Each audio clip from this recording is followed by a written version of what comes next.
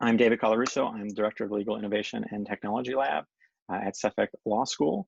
And myself and three of my colleagues from the MassAccess project are going to present today on the work we've done. We've got Quentin Steenhouse, also at the Lit Lab. We've got Kate Berry over at Greater Boston Legal Services, and all the way from Cape Town, South Africa, we have Maeve McGlinchey, who is volunteering as one of our project managers and also is an attorney there. So we're just gonna go ahead and we're gonna jump right in. I'm gonna ask if you're on gallery view, you may wanna move to speaker view for the simple fact that I'm gonna do something fun with the slides. Oh, just you wait.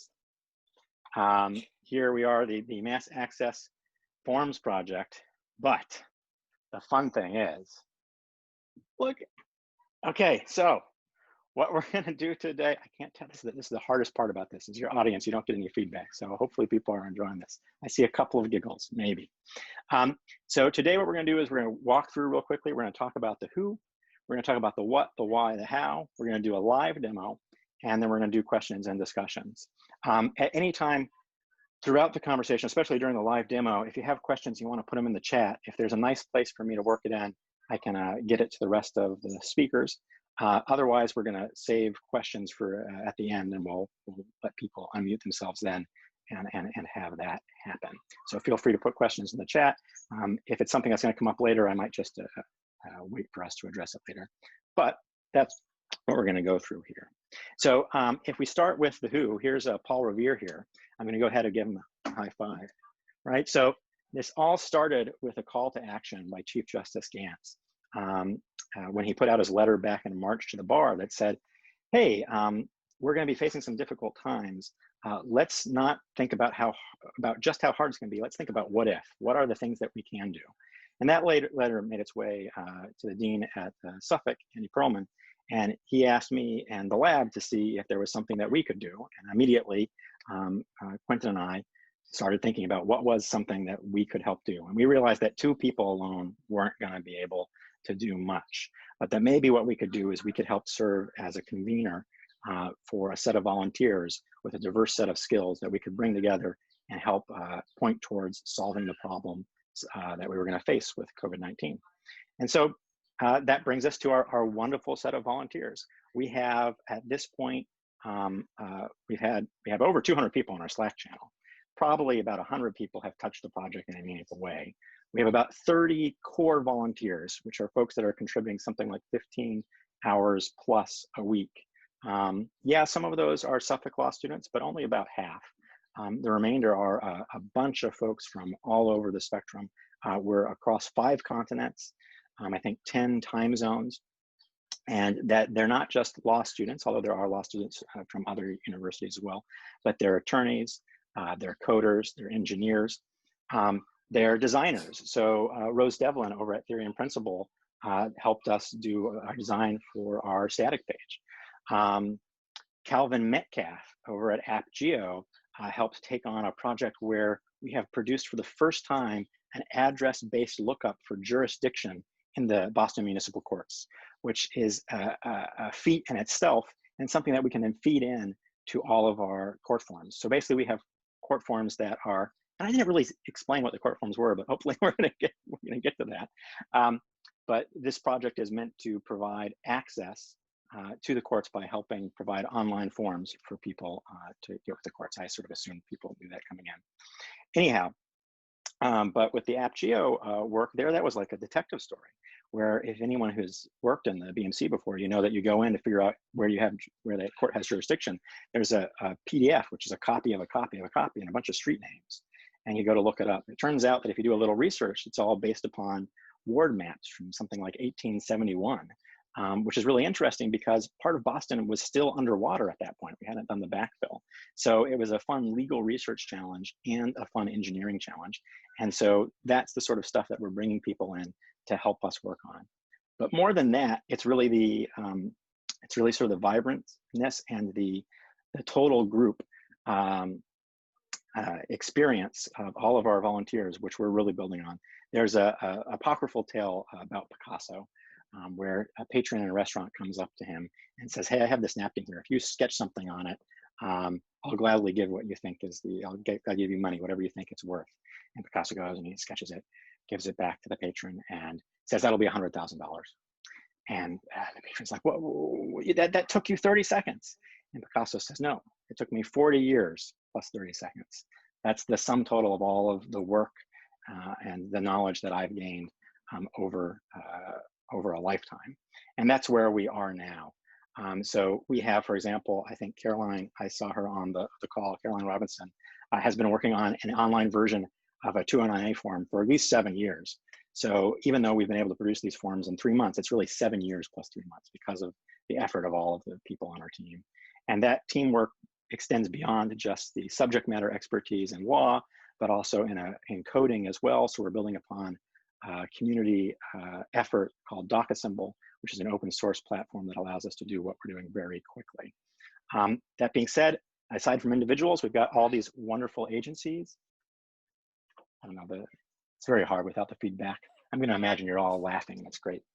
But we have all of these different agencies who are having their employees donate time. And that's been very important. But what we really want to underline and hope that you walk away with today is we're going to discuss not just how all these people that have been working on the project have made it what it is and will continue to improve it, but really how you will be part of that team, because the way we work is to involve the community, and we want to build with people, not for people. And that being said, I'm going to switch over to doing a screen share, and we'll move on, and Quentin's going to tell us some more. Thanks, David. Yeah, so as David has said, what our project is doing is we're taking critical court forms. So we have about 40 court forms that were locked on paper, and we're turning them into what I like to think of as beautiful, easy to use online forms. Go to the next slide. And it's really important to say that these are forms that don't just live in the computer. They can go, and they are delivered straight to the court at the end of the process. So a person who's facing an emergency doesn't have to download the form at the end, print it, sign it, and then figure out how to get it to the court. So whether that's like then scanning it and uploading it to an e-filing portal, or making a dangerous and unsafe trip to the courthouse. If an advocate's filling out a form for a client, they even have the ability to send it remotely to a client to actually add their signature at the end. So what are the court forms that we're talking about? We're really talking about the court version of an emergency. And these are all the things that the court really can't set aside. So things like a tenant whose basement's flooded with sewage. It's an example I've used before, but it's one that's really relevant. Someone who's locked out of their apartment, or an abuse survivor who needs to get their abuser out of their shared apartment. And we're not leaving people to do this completely on their own. So we're not just dumping them in front of a blank form and saying, you fill it out. We're creating what I like to call a clinic in a box as much as we can. So we're focusing on accessibility. All the forms can be done on a smartphone from start to finish. And they're written at a 6th grade reading level, which is what we found is really key. That's the reading level at which the majority of the US population, not just over 50%, but almost everybody is able to read at that level. And there's help in context. So there are things on every screen that tell you explanation of why we're asking that question and how it fits in. And they're going to be available to people in several languages by the end of the day. We're working with the court service actively to do the translation. We have the infrastructure in place so that we'll be able to have them in all of the major languages that are spoken in Massachusetts. We have the capability here as well to get real-time directly over the internet. So an advocate can be viewing somebody's screen and helping them kind of an over-the-shoulder remote session. And that's something there where the challenge really is staffing, but that's a capability that's built into our system as well. That's great, thanks to the work in the DocAssemble platform that we're using. So go to the next slide now. All of our work here is completely in the open. So what we're doing is not just build these specific forms for this specific use case. We're making all of our work in a replicable way. So if you use our work as a building block to create your own project like this in another state, you could do it. That's one way that we're replicating our work, but even within our team, we're replicating work. So we are building these building blocks for ourselves to use. When someone improves them and feedback from someone like the Bentley UX team, which gave them some really great suggestions about how to improve some of the forms, and we make that change for one form, all of the forms can benefit at once. All of our work is completely in the open. That's everything from the source code that we use to create the website and to create different forms, to literally all of our daily stand-up meetings. If you wanted to go back and watch, I think 70 or so days worth of our meetings, you could see that. And you could see our whole process from when we're moving a form from the beginning to the end of our workflow. And now over to Kate, who's going to talk a little bit about how we made the choices that we did. Sure. So we've been working on a lot of different forms on this project in a lot of different practice areas, but certainly one of the ones that's taken, I think, a tremendous amount of time and effort has been the 209A abuse prevention order. So I'm going to talk about kind of why we've done what we've done, especially in the context of the 209A. So we know that COVID-19 came and many aspects of the legal system, the courts, physical access to legal aid offices, to court service centers, to different advocacy programs either came to a halt or became significantly restricted. And we know that the courts have worked really, really hard to come up with solutions to this, especially in the restraining order context. They provided fillable PDFs. They've had court staff available by phone to help people with the restraining orders. But at the same time, it's been, widely varied in courts across the state. And we've heard stories of, for example, people waiting for hours outside courthouses to get copies of the restraining order paperwork. Or people, completing restraining order applications telephonically to a court staff member who they've never met, probably sharing some of the worst moments of their life over the phone in a really hard situation with somebody other than a domestic violence advocate, which I think is really difficult for a lot of victims and survivors. So this has been meant to kind of substitute for that face-to-face contact that isn't available to a lot of people right now at a time when people don't have the ability to meet in person. And we chose to focus on these online interviews, these online forums, because that's where a lot of our users are. Across incomes, a lot of people do own smartphones. And for a lot of low-income litigants, in fact, that might be the only way they access the internet. Libraries are closed. People can't simply go to the library and get PDFs.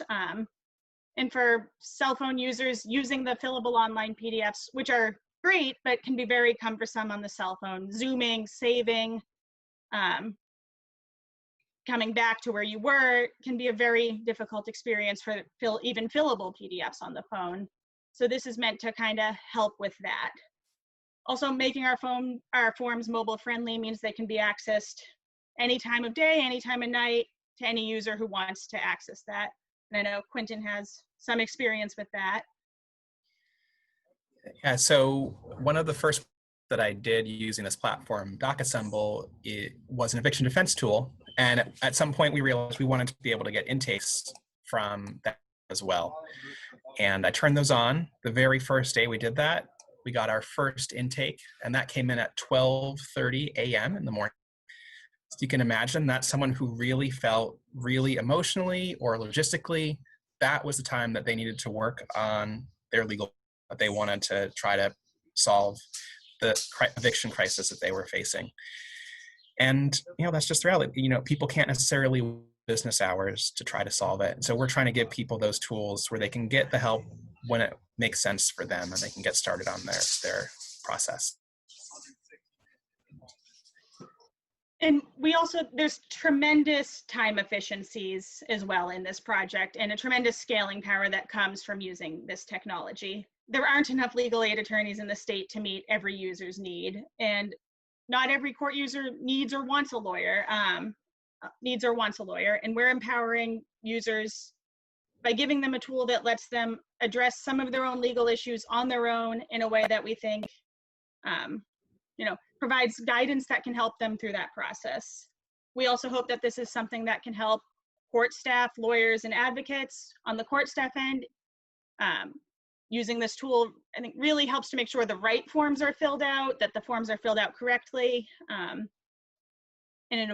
for the advocates and lawyers, it organizes the questions in the forms in a convenient way that can be really helpful. And I think now we will turn it over to Maeve, who's going to talk a bit about how we did this project. Okay, so like David, I'm also going to be doing a little presentation like this. I don't know, can everybody see this? I can't get any feedback, so I'm just hoping that they can. It's really hard not to feel like a weather person when you're doing this, but okay. So I'm going to speak a little bit about how we've done this, specifically the process and methodology that we've adopted. Specifically, we've adopted a iterative design process with a user-centered focus.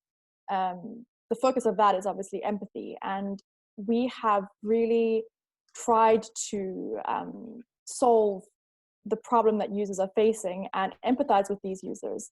So obviously with the circle, you're showing the iterative flow. It doesn't always necessarily go in this order, and we've found that it's pretty flexible. Things are moving in parallel, we're doing it concurrently.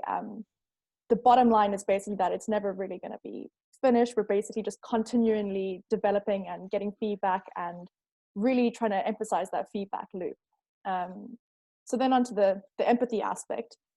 In terms of empathy, as I said, we're really trying to understand the needs of the user. And in doing this, we've consulted with a number of experts, specifically legal experts, user experience experts, and ultimately, I think we're going to try and consult with some survivors in the case of the 209A. I think Kate can talk a little bit about the subject matter experts that we've consulted with quickly. Yeah, so for the 209A specifically, we wanted to make sure we had a product that, wasn't just okay. We wanted a product that was really safe and appropriate for survivors of domestic violence to be using. And a lot of, so we ended up consulting with a lot of advocates, legal aid lawyers, as well as a prosecutor who specializes in domestic violence prosecutions, to make sure we weren't doing anything in the interview that would potentially, be too leading, too much in later prosecutions. Also court service center staff who've been beta testing it. And a lot of this was done, prior to this project as well, with Caroline from MLRI over the course of years consulting with DV advocates from places like Second Step and REACH. And so this was developed with a lot of consultation with domestic violence advocates.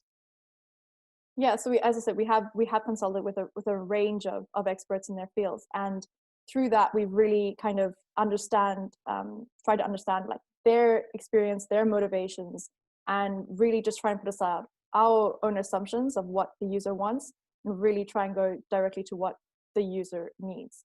In that vein, we've referred a lot to Heinrich Kneiberg's image over here throughout the project, and basically it sets out two different agile methodologies. The first, it might seem iterative, but in reality it's not really. So the first one is basically the big bang delivery, where your user wants something and you basically wait until it's 100% finished until you can deliver something that the user can actually use at the end of the day. So the problem with this is that you're not having a proper feedback loop. There's no user testing because the user can't use the wheel, the user can't use the chassis without the car.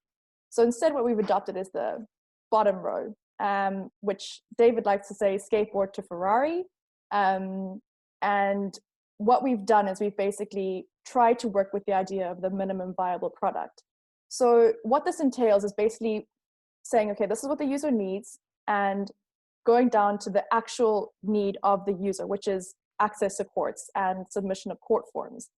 So in terms of actually providing that, we just basically said, what is the status quo right now? And that is PDF fillable forms.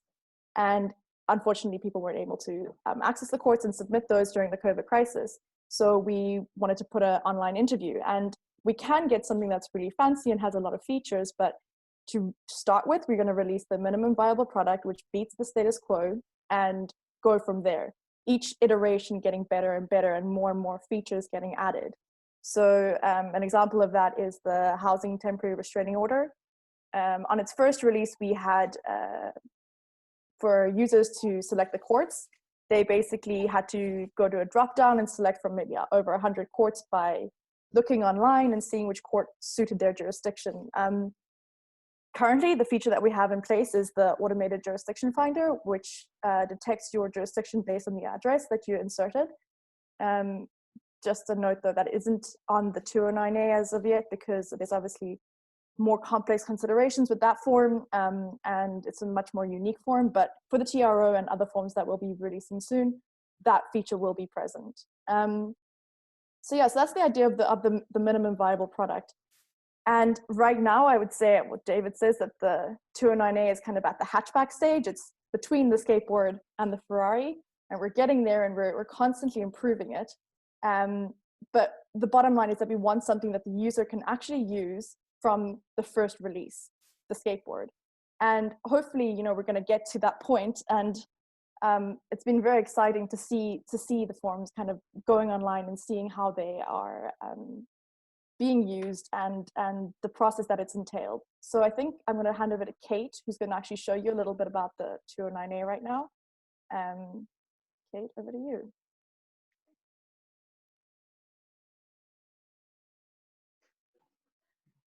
All right, so I'm going to show you a bit of how the 209A interview runs. It's not the only interview we have ready and available on the website, but it's, like I said, I think it's one of the ones that's really been just a huge part of this whole process. And it's worth flagging. It's a little bit different than some of the other interviews because it's not a direct send to the court. So the instruction is to complete your form and then call the court and have them help you figure out filing. Right. So if somebody goes to the website for MassAccess, the 209A form is available now on the website to any member of the public who wants it. So they can go to Start Form, and they come to this MassAccess page for the 209A interview. We have a few safety features that were really big priorities for us. There's an escape button that would take somebody to, I think, Google if they click it, as well as text that highlights that gives people extra guidance throughout the interview if they want to see that, but without overloading, you know, the screen that users do see with too many words. A real piece of feedback we got from a lot of, you know, domestic violence advocates was that restraining orders for a lot of people are only part of an overall safety plan. And we wanted to make sure that, you know, we weren't sending the message that this is the end all be all for any domestic violence survivor. So throughout the interview at several places, we do have, you know, reminders of that. A restraining order is only part of your overall safety plan, and a phone number for SafeLink that people can go to.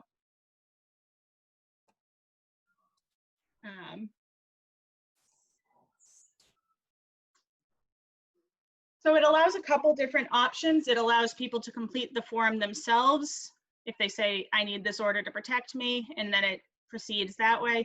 It also is built in to allow advocates or attorneys to be the one filling out the form actually on the computer. If, you know, for example, somebody doesn't have computer access, you can do, I am helping somebody else ask for this order, and that brings you to a different path where it asks you what is the name of the person who needs the order.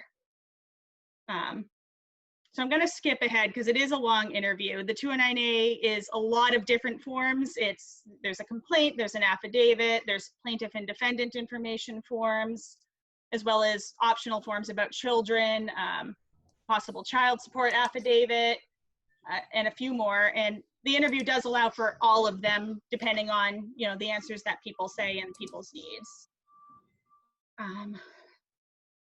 So I'm going to skip ahead to the affidavit portion because this was one of the ones that was, you know, a lot of work and a lot of thought and had a lot of feedback from different domestic violence advocates, and really specifically was the result of years of work by Caroline at MLRI building up, you know, exactly how we want to phrase these questions.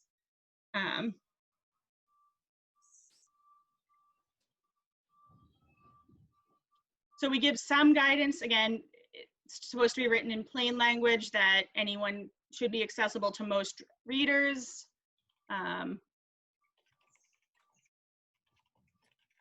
And again, reminding people that SafeLink or domestic violence advocates can be a really big help in this process for users who do want some extra help.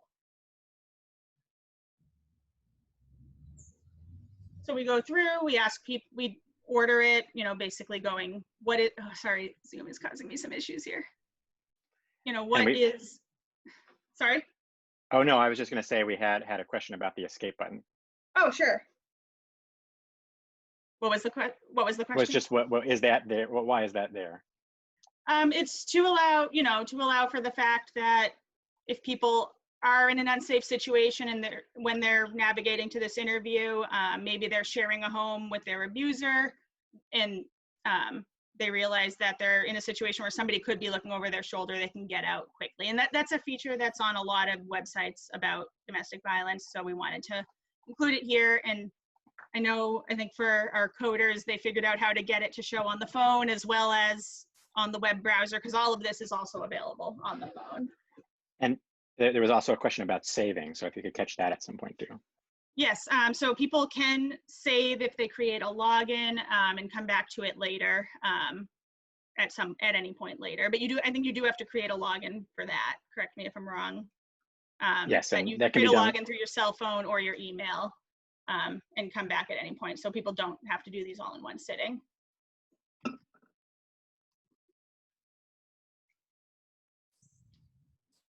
So it asks just a few basic questions about when and where the abuse happened, but then really the goal was to allow people to use their own words. And, you know, we don't want to be leading people. We don't want to be encouraging, you know, telling people exactly what words to use. So it gives people a start, just like the Real 209A form does. And, you know, you can say where, and you can edit this. So like at noon at my house, and then the user can describe the incident in my own words. So they could say the defendant assaulted me. We try to give some guidance. If somebody doesn't know what to say, there's optional boxes they can click that just give examples of good text, a good example, or a good example and a bad example of what they could possibly write in the affidavit. And then after somebody describes the incident, it gives a few more follow-up questions of things that people could talk about if they want. We thought a lot about the police questions because we didn't want to suggest that people were doing anything wrong, of course, if they didn't call the police. So a few times throughout, we emphasize, you know, it's fine if you didn't call the police, but if it's something you might want to address in your affidavit. So if somebody says, yes, the police were involved, they can add that again in their own words. And it goes through that for a few more things, like were there injuries? I'm not going to do that for the sake of time. Was there medical treatment? People have the option of saying how it made them feel. And again, at the end, they can always add or change anything. So it's kind of building up, you know, the affidavit, how they want to say it. And then they can add additional incidents. And again, I'm not going to do that for the sake of time. But again, they always get the chance to keep reviewing the affidavit and making edits. All right, so I'm going to skip ahead again to, were there more? I can kind of see questions popping up. I can't see what they are. Yeah, there was just a question about saving and your ability to go back to the affidavit. I think you did mention that it will keep coming back to the affidavit for a couple of questions with framing. But I had responded in the chat that one of our next things was helping to be able to jump around in that. But if you want to address that, you can. Okay. So I think I'll move forward. So has that been addressed? Sorry. I can pop in on that one. Yeah. So, yeah. So we're working on basically a way to let you edit all of your questions in any order you want. What we felt was that wasn't ready for us to release to the public yet, and we're hoping to add that soon. That's part of our iterative design. But right now, there is the ability for you to edit things by using the back button. And for some important things, we've let you change your wording along the way, like the affidavit that you just saw. You can change it before it becomes the final affidavit. So I'm going to skip ahead again, and to the defendant information form, because I think this was a nice job on this.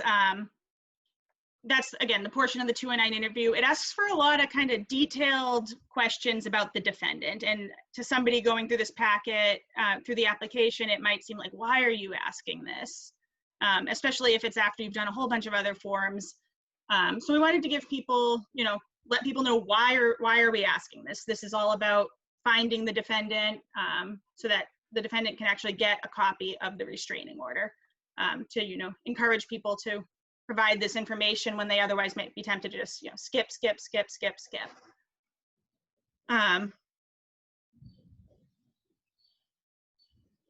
a lot of the questions throughout, if I say no, John's never used another name, I can just proceed. If I say yes, we get a follow-up question. What other name has John used? And I can give the aliases.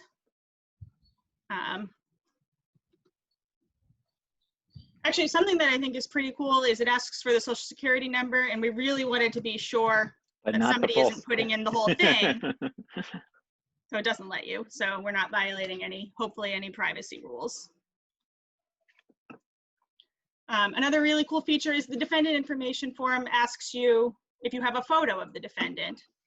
And if you want to upload one, we can do that right into and that goes right into the restraining order packet. Sorry, Quentin? Your phone's camera, I think that's worth saying too. Obviously you wouldn't be wanting to take a picture of the defendant, but if you had like a printed out photo in your room, that's something you could snap a picture right there on your smartphone. And again, there's a lot of questions about the defendant, and we wanted to make it as easy as possible to answer those. And we gave a lot of multiple choice where that otherwise might not exist. And we were trying to balance that with the very, very small boxes that appear on the form. So we kind of, gave some ways of doing that. And I'll skip ahead. Sorry. I was just gonna say, it's important to note that the end product of this is a form that would look like a packet produced in any other way, so that the court staff is getting something that for them is indistinguishable from someone having filled out the standard forms. And I'll skip ahead one more time to the signature flow. So how do people actually sign this form? So before people so they're shown a preview. I skipped that portion, but they do get a preview of what everything's going to look like. And then right before they sign, we put, a reminder that people are signing under oath, and affirmatively make people swear under oath, swear that everything has been true under the pains and penalties of perjury. The way we did this was actually specifically after we had a prosecutor review this. There were some concerns that we didn't have the oath done in a way that would allow this to stand up in court. So we changed that based on feedback that we got.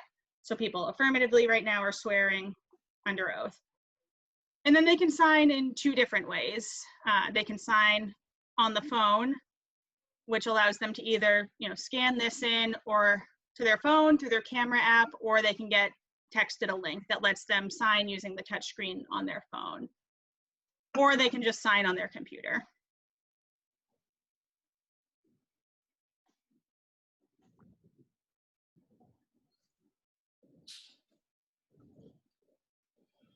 And what that does is it takes a few seconds of work. It will work. And for the forms that are much smaller, it doesn't quite take as long. But what's the average size of these forms again, Kate? Long. It's like they come out. I mean, at a minimum, this is like 4 pages, and if you do every part of the interview, it can be like 13 pages.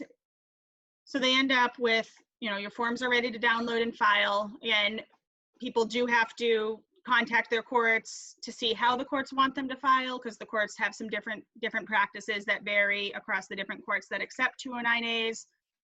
But we give them the phone number for the court right there and the address for the court so they can do that easily. And that gives them the copy of the information. So, and also actually they have the option to email the document to themselves or to a friend or to somebody that can keep these documents safe if they wanted it for later use. And what we get is this final product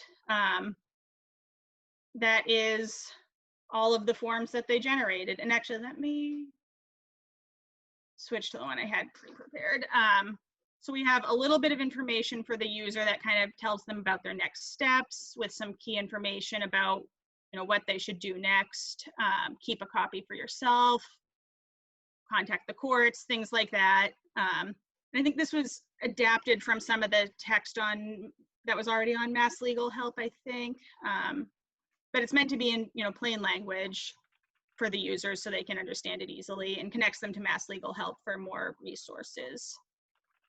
And then we have the entire 209A packet, the complaint, things that I didn't show you, but if I had put a lot of text in the affidavit, for example, it has built-in addendum that, you know, allow for that kind of overflow. I like lots of text, lots of text. Yeah. If they had children, it fills out the appropriate forms for children.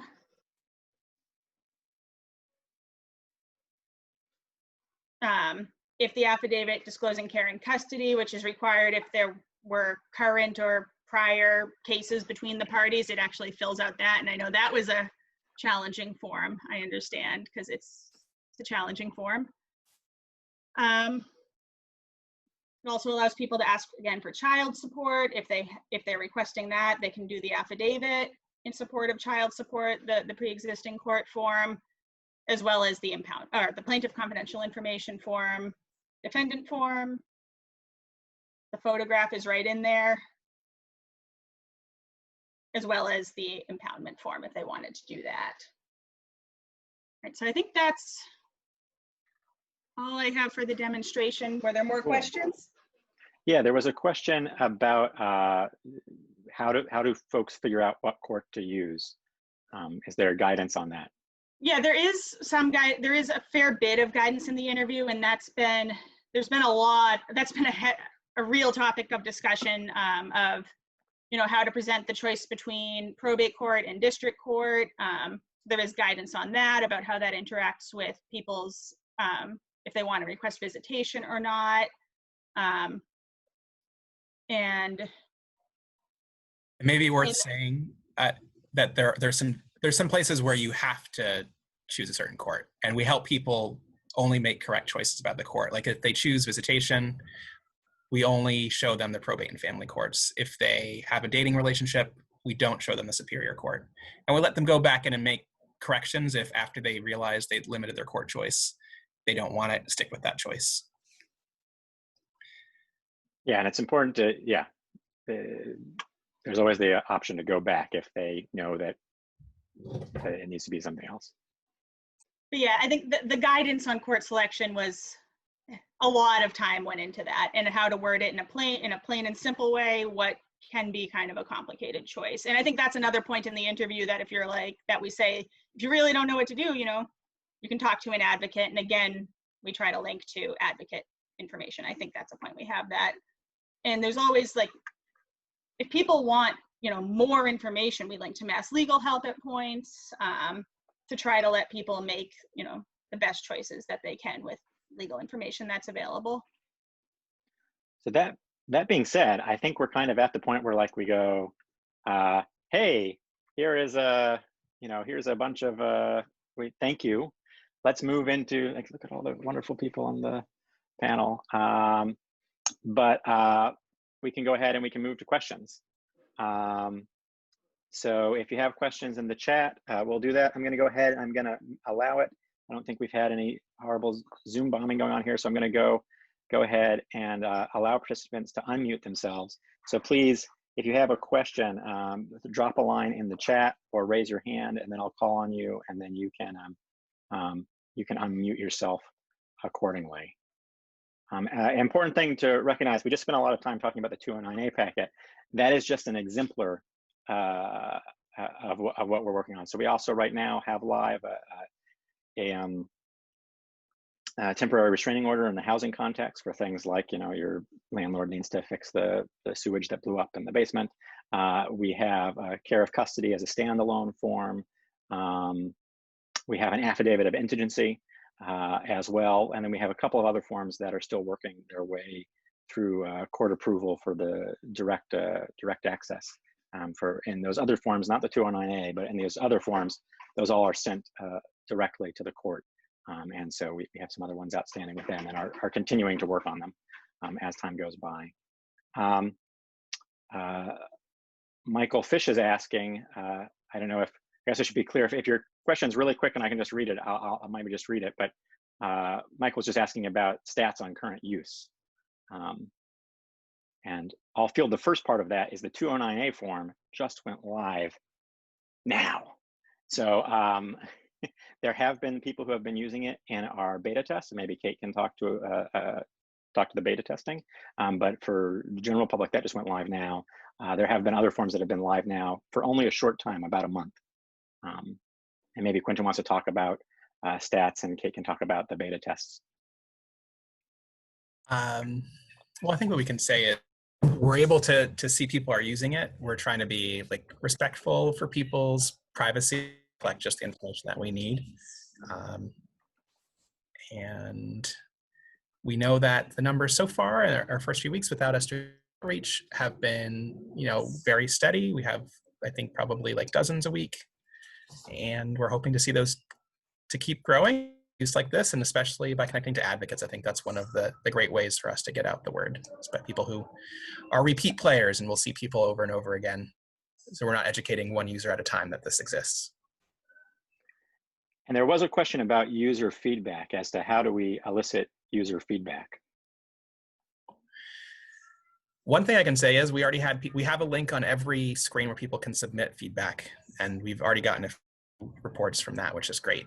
That's what we love to see, and we're staying on this project long term, improving and iterating over the forms to make them better. Even after our volunteer army, if they all have to go back to their other work, okay, David and I are at Suffolk, and we're going to keep working on this, and we're going to have our students available to help improving them over time.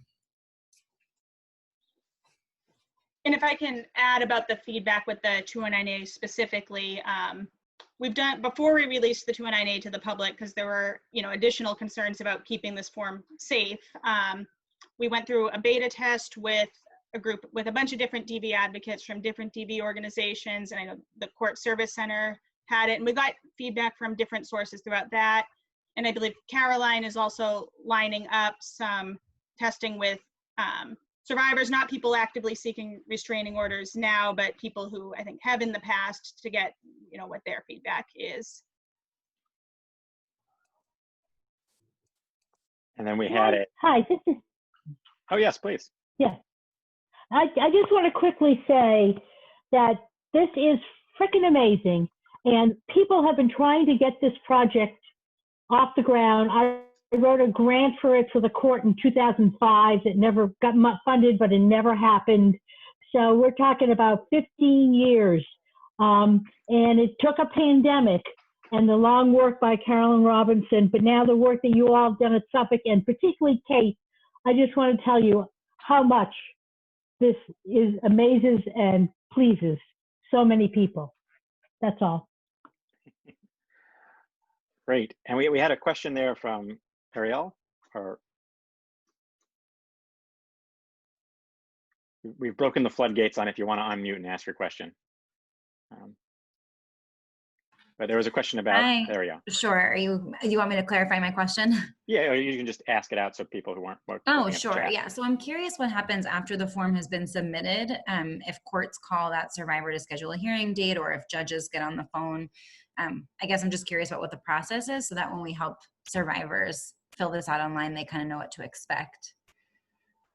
So I'll answer that in two parts, because it depends on the type of forms. So for all the forms that aren't the 209A forms, those are sent directly to the court via secure email.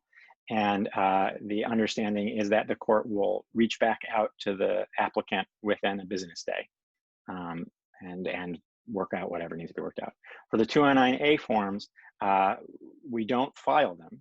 All we do is compile the form, provide it to the end user, and then instruct them to talk to the clerk. And so we give the information for the clerk's phone number there. So there, the particulars would be handled by the clerk in that court.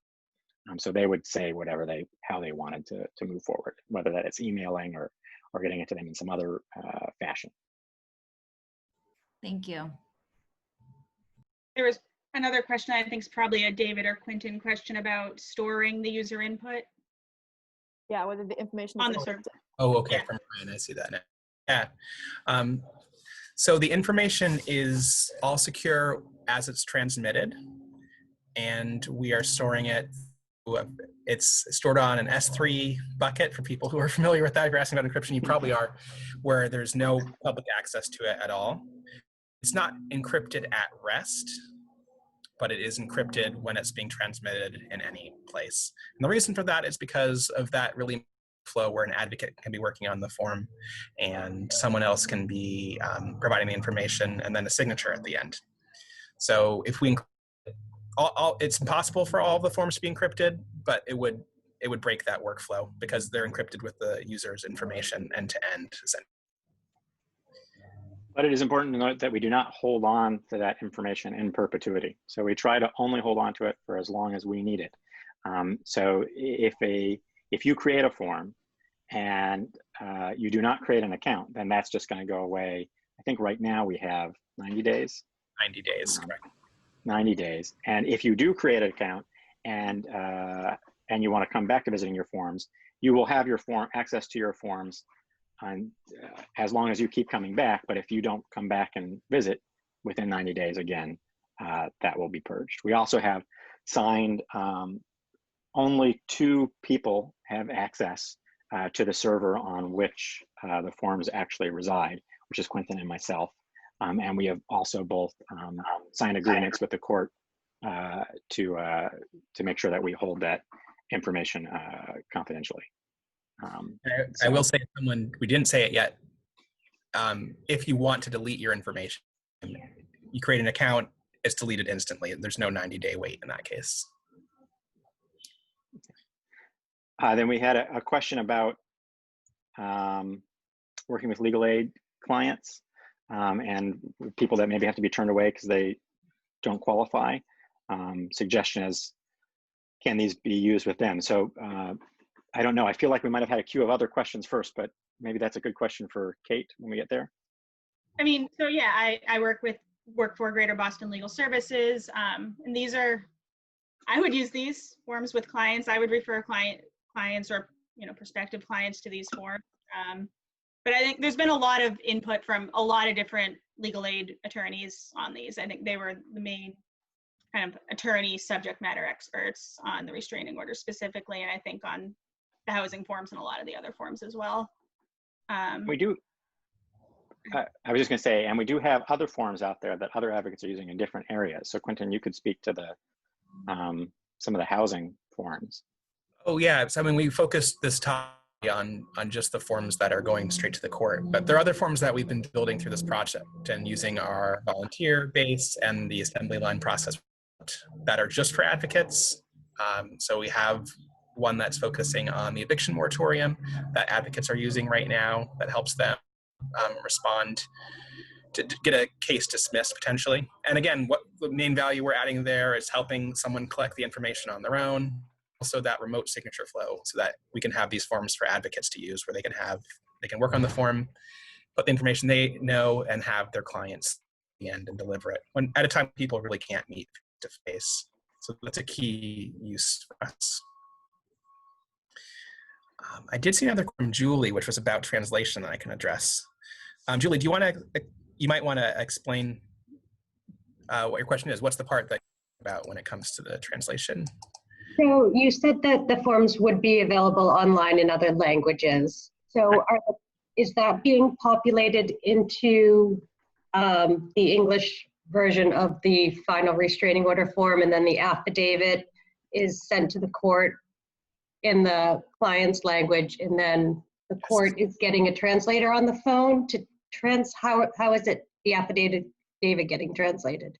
That's a really great question, especially for the 209A. So on a technical level, all the translations are basically live, building 2 versions of the form or 2 versions of the interview. We have and actually Iris, who's on the call, helped me with some translations for a different project, so she is a little familiar. the person who's doing the translation sees them side by side, and that's how we get the website translated. So that's that part.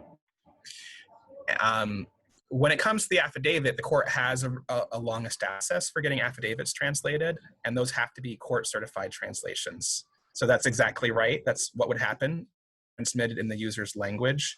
And the court would handle working out the translation. Whether that's getting the person on the phone, I believe that is exactly this that they use to confirm the translation before they say that's correct. Yeah, so in the majority of our forms, the ones that are sent directly, we send a cover sheet along with the form for the clerks. And one of the issues on that is whether or not translation is needed. Or I think we talk about it from interpreter services, but. So can I just ask from a remote perspective right now, I know it's been challenging. Do you know if the courts are actually getting the affidavits translated, or is everything just verbal right now? My understanding is it's just verbal right now. Is that something that? So again, so the 209A is only live now. So there hasn't been any time to see how that looks. As far as other forms go, I'm not sure whether or not we've got in submissions other than English through. But as far as the individual practice on a particular matter, as in like 209A, that's I think right now, unfortunately, still a very court by court specific as to how they're handling that. But they are supposed to translate affidavits when they arrive. But yes, I think most of it's happening over the phone. That was your original question. Andrea in the chat is also happy to speak about the court's translations from the court. Oh yes, and Andrea is one of the people we've been working with to deal with translations, and just sent some stuff over this week for us to talk about. Andrea, if you want to talk about stuff.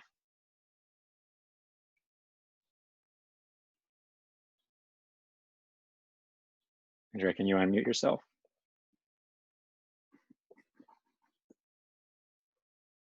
Oh, I don't know if we. Oh, she's saying she is unmuted. We're not hearing you. Here, I'm going to click unmute there. Can you hear me now? Yes. Okay, perfect. So what we do, thank you. I have to call in because my computer audio is all screwed up. But what we do is if we receive affidavits that are written, then we handle those translations and as part of everyday court business and turn those around in writing. And for statements taken over the phone through an interpreter, that would be the same way that would be done conventionally, where they would still be speaking through the interpreter. But for any materials that have been sent forth in a language other than English or need to be produced in a language other than English, that's been going business as usual, just working from remote. Cool, thank you. Questions. One which I can answer really quickly, which is, can the 209A be emailed to the police? We're not emailing any of these forms. We do have instructions if it's after hours or if it's a holiday or a weekend that people have the ability to, but we tell them, call your local police station so you can get it done right away. You don't have to wait till the court opens, but they're not emailed. To be clear though, can be confusing because the other forms are emailed, but just it's just the 209As that are not, because the 209As, that's something else. Yeah. And it's just the nature of the sensitivity and the time sensitivity of the matter. The instruction is to call someone immediately after completion of the form, not to send it off in an email that could potentially be waiting in someone's inbox.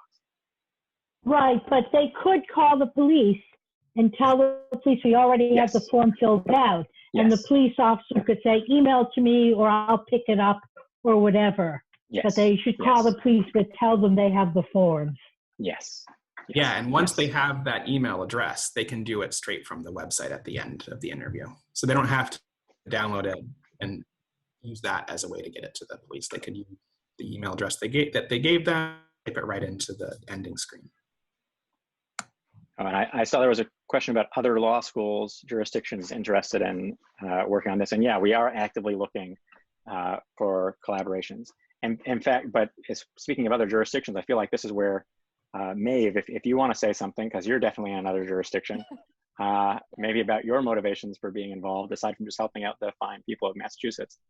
I think that, you know, the nature of the project being open source and, you know, hoping to replicate it in other jurisdictions, I think that it's definitely something that can be used globally, and in particular in South Africa, where there's a huge access to justice problem. So that is one of my main motivations. But I think, you know, working with the fine people of Massachusetts has been fantastic, and I've learned a lot about Massachusetts law. That's more than I thought I'd learn in 3 months. But yeah, I think the fact that it's open source and we are able to replicate it in other jurisdictions is fantastic. And hopefully we will be able to get some buy-in from other jurisdictions. And if any of you on this call happen to be in other jurisdictions and want to try to replicate this, then you should definitely reach out to help with. I think and also we are preparing a document to kind of like say how we got it started. I think, is that correct, David? At some point, it'll probably be it'll come faster if someone asks for it. So if you're in a jurisdiction, bug us. That's how we set it up and everything like that. I think that's, and also another thing to mention is that we've been making process documentation as we go. And so that's also available online like everything else. So you can take that and use it. So you don't have to reinvent the wheel every time you want to replicate it. You can watch all 40 hours of our YouTube if you of our weekly stand-ups. I guess we're at time here. So the question is, I'm happy if there is one or two questions to go over, but I really want to emphasize that to the extent that you have feedback and want to be involved in improving the project, not just in the 209A form. I know that sort of was where we spent a lot of time, but that's just an example of other things. Then you can reach out to us, and this is a team effort. And to be clear again, this is staffed by a core set of about 30 volunteers. And we've been working full pace now for about 3 to 4 months. I estimate that we've probably produced something in excess of $1 million worth of work product that is free to the people of the Commonwealth and to the greater public as far as to be adapted. So we're not precious about our involvement, or you know, you want to come in and you have something to give. There's more than enough work for everyone, and we take all feedback. Do I see any questions? All right, well, I guess that is that. Thank you all for coming. I hope you all enjoyed it and that you'll follow us. Some people had asked about questions where they can find this video later. I'll be sure to tweet it out from the Lit Lab's Twitter account, which is Suffolk Lit Lab.